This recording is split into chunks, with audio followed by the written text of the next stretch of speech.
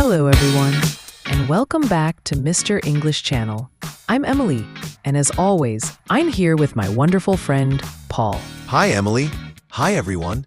It's great to be back for another episode.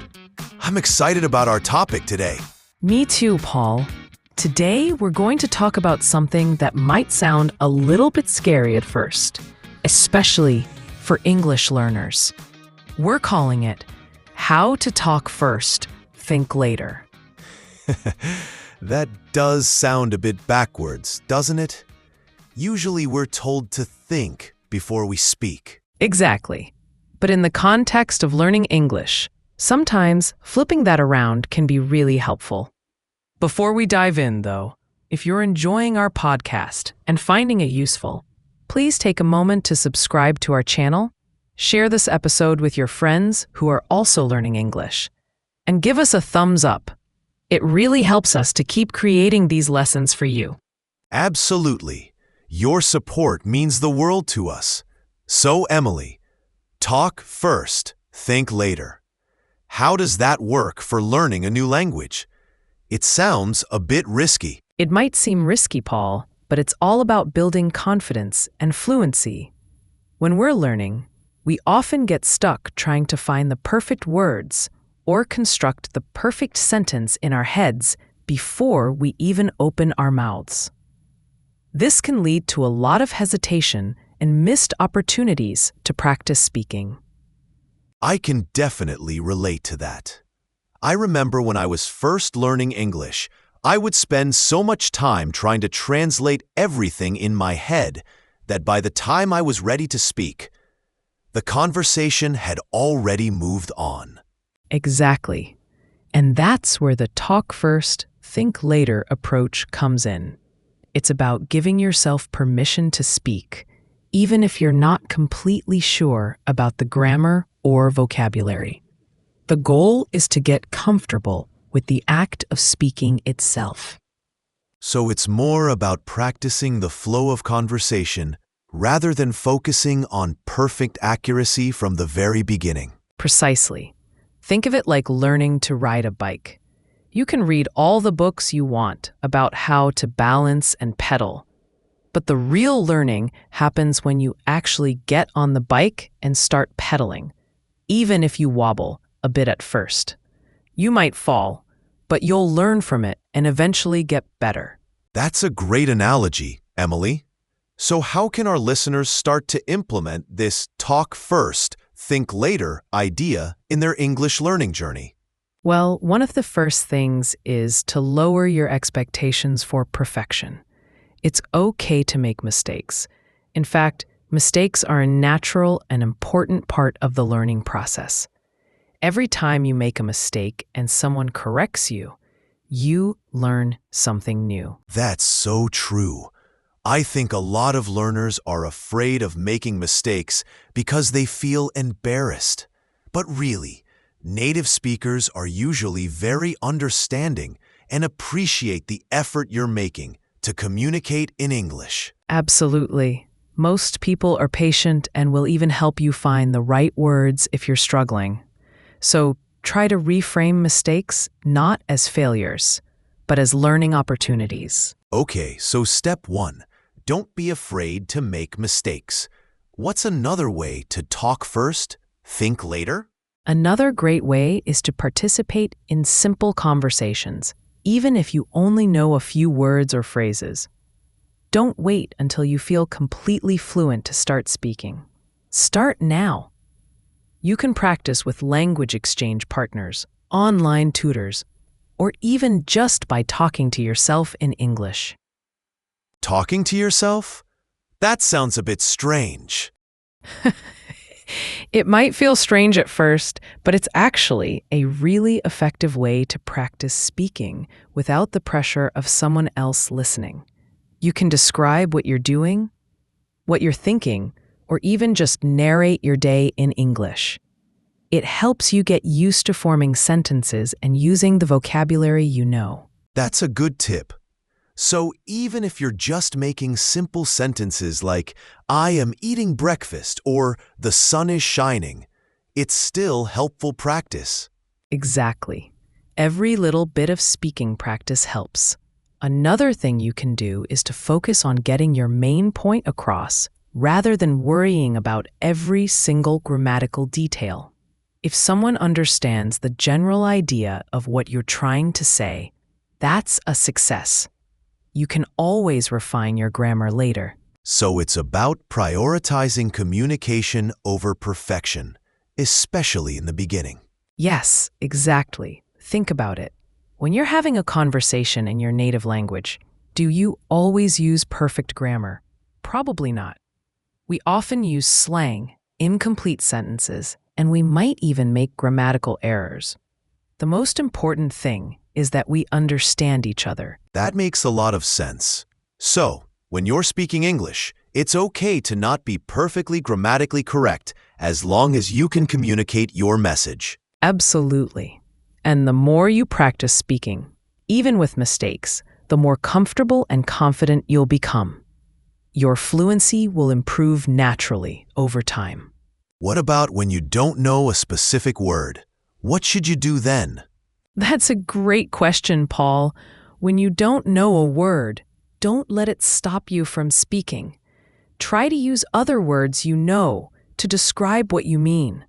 For example, if you don't know the word refrigerator, you could say the cold box where we keep food. That's a good strategy. It encourages you to think creatively with the vocabulary you already have. Exactly. And often, the person you're talking to will understand you perfectly. If not, they can always help you find the right word. It turns into a learning opportunity within the conversation itself. So, it's like improvising with your English. Yes, that's a great way to put it. Think of it as being a bit of an actor or an improviser. You have a basic idea of what you want to say, and you use the tools you have, your current vocabulary and grammar, to express that idea in the moment. I like that. It takes some of the pressure off of having to know everything perfectly before you speak. Definitely. And the more you improvise and speak, the more your vocabulary and grammar will naturally improve. You'll start to pick up new words and phrases from the people you're talking to, and you'll become more familiar with how native speakers construct sentences. So one of the benefits of talking first, thinking later, is that it actually helps you learn more effectively in the long run. What about dealing with nerves? A lot of learners get really nervous about speaking English, especially in front of others. That's completely normal. It's natural to feel a bit anxious when you're doing something new or challenging. One thing that can help with nerves is to start small. Practice speaking in low-pressure situations, like with a patient language partner or in a small group. That makes sense. It's less intimidating to speak to one or two people you feel comfortable with than to suddenly jump into a big group conversation. Exactly.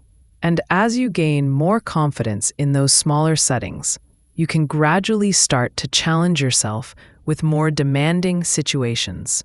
Remember that everyone you're speaking to has likely been in a similar position when learning a new language. Another thing that might help with nerves is to focus on the joy of communication.